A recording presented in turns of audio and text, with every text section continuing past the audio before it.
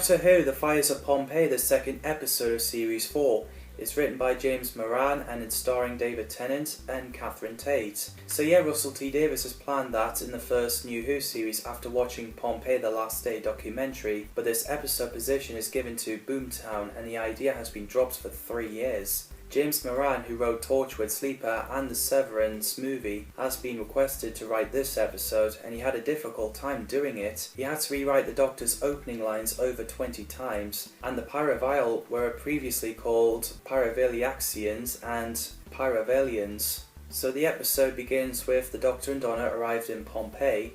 So we have Donna actually making fun of the show when it comes to TARDIS Translate, and she actually talks to a stallholder in Latin, but he thinks she's talking Celtic. Vene vide vici.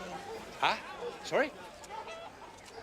Me no speak Celtic. No. The Doctor mentioned that Rome is like a Soho, but bigger. He has been there before and that fire had nothing to do with him, but a little bit, which happened at the end of an episode, The Romans, back in William Hartnell's era. Brilliant! You are a genius, a genius! I will make you rich, rich! The Doctor finds out they're in Pompeii and the day where volcano erupts, which is intense. We're in Pompeii, and it's volcano day. So the Doctor and Donna ran back to the TARDIS, but it's gone. I love the line where Donna says, "Don't get clever in Latin." So they ask a stallholder and it turns out he sold it, and they wanted it because, well, it's modern art. Modern art! Out of the way, that's it. Oh, Rhombus, I'm a little bit peckish. Get me some ants and honey, there's a good lad. Exactly what John Cleese called it in The City of Death. For me, one of the most curious things about this piece is its wonderful afunctionalism. Yes, I see what you mean. Lobius Kaikili is played by a familiar face, Peter Capaldi, his first appearance in Doctor Who he later played John Frobisher in Torchwood's Children of Earth. And the 12th Doctor, I think Peter is fantastic. How can you not like him? Unfortunately, Kaikilius' wife isn't happy about it and called it a waste of space. The scene where Quintus, who's like, "Someone mentioned Vestal Virgins," crackled me up. Because he was rude, the ground shakes and everyone holds on the items so they don't fall. So he had to apologise to household gods.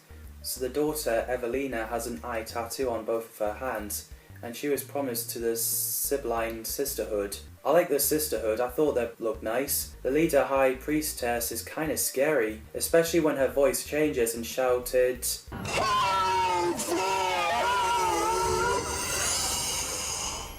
Pyrovile, Pyrovile. And we also have another familiar face as a soothsayer, Karen Gillan, not long before she played Amy Pond. So the Doctor and Donna arrived as Spartacus as they wanted the TARDIS back. Donna tries to get the family to leave the Pompeii, so then Lucius came to collect a sculpture. That's better. I think Phil Davis is fantastic.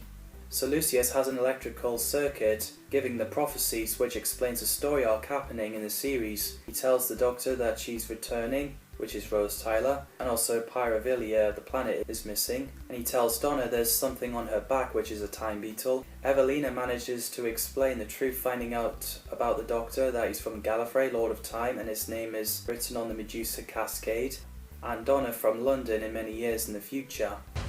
You are a lord, sir. A lord of time. So then she faints. Man, these goosebumps. It's a great speech, I have to say. So while the Doctor is talking to Kaikilius, Donna helps Metella support Evelina, and she realises that she has a stone arm. So the Doctor asks Quintus where Lucius lived. He ignored him at first until he finds a coin behind his ear.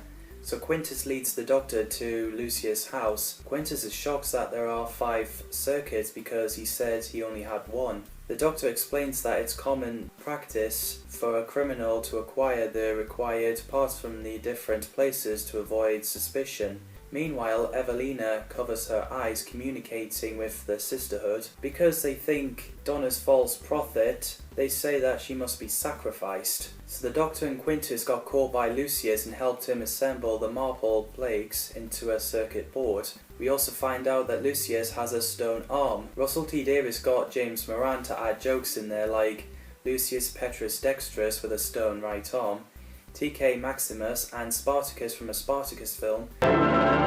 Starring Kirk Douglas as Spartacus, slave, gladiator, invincible fighter. Moran-based Caecilius from Lucius Caecilius. Eucandus from the Cambridge Latin course book. So after the Doctor threw a stone on back to Lucius and using his sonic screwdriver to knock the tablets down, and him and Quintus made a run for it, and they notice a shake. I love the way Lucius is like, "Show yourself." The actor did so well. Returning to Caecilius' home, the pyrovial came out from the underground. The effects is nicely done. It's scary and intense.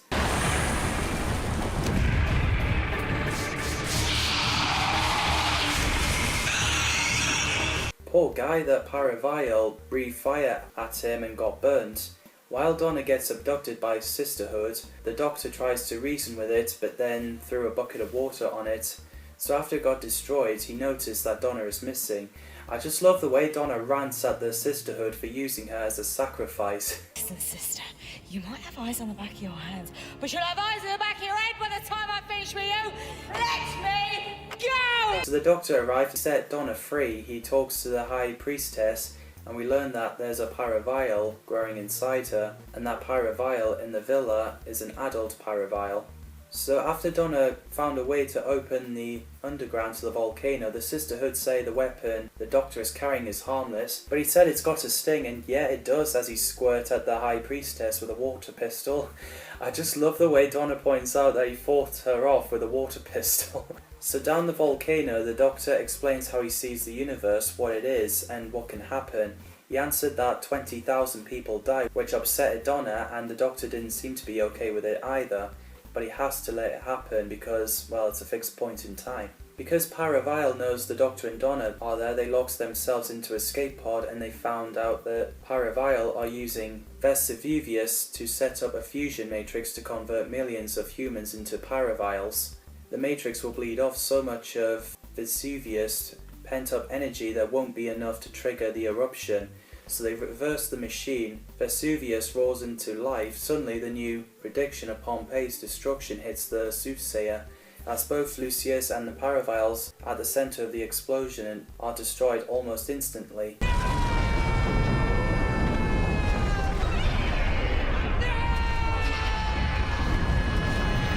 So the Doctor and Donna ran through Pompeii and got back to Caecilius' home. As the volcano was erupting, they begged the Doctor to help, but he just went back into the TARDIS. Save us, Doctor! And Donna understandably yells at him and goes back into the TARDIS to try and get him to return, but he refuses, and he said if he could go back and save them, then he would, just like Gallifrey. But Donna asks the Doctor to save someone, not the whole town. Not the whole town. Just save someone. So the Doctor has a thought, and we get a brilliant scene where the TARDIS reappeared and the Doctor offers the family his hand and said, "Come with me." Come with me.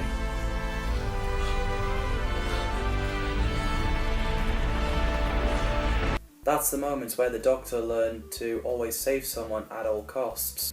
So the Doctor, Donna and the family watched the volcano erupted, and he mentions the powerful explosion. It cracked open a rift in time, which is what gave Evelina the prophecy. It echoes back into the Pyrovillian alternative, but she's free. So while the family are upset seeing the people dying, the Doctor and Donna went back to the TARDIS. Donna thanked him and he agrees that he sometimes needs someone.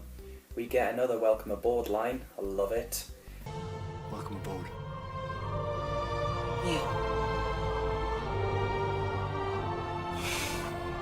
So in the end, after 6 months later, the family moved elsewhere. Caecilius is back in business.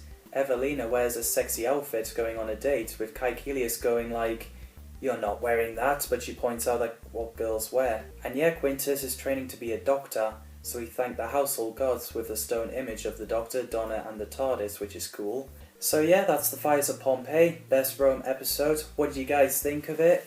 Drop it down in the comments below. Thanks for watching. Next episode to talk about is Planet of the Ood.